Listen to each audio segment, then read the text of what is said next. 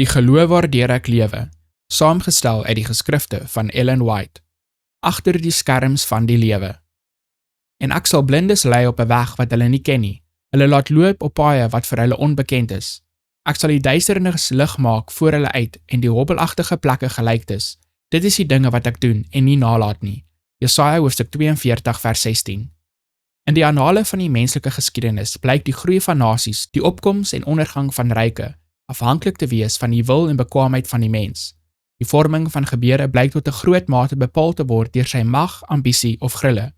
Maar in die woord van God word die gordyn op sy getrek en ons aanskou, agter, bo en deur al die spel en teenspel van menslike belange en mag en passies, die agente van die albarmhartige een, wat stilweg, geduldig die raad van sy eie wil uitwerk.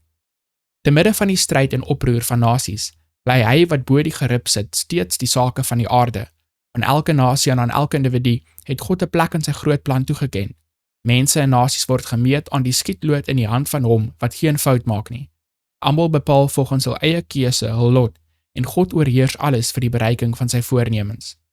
Die geskiedenis wat die groot ek is in sy woord uitgestipel het, wat skakel na skakel in die profetiese ketting verenig, van ewigheid in die verlede tot ewigheid in die toekoms, vertel ons waar ons vandag in die prosessie van die eeue is en wat in die toekoms verwag kan word. Alles wat profeseë voorspel het sal gebeur, tot op hede, is op die bladsye van die geskiedenis nagespoor, en ons kan verseker wees dat alles wat nog moet kom, in die regte volgorde vervul sal word.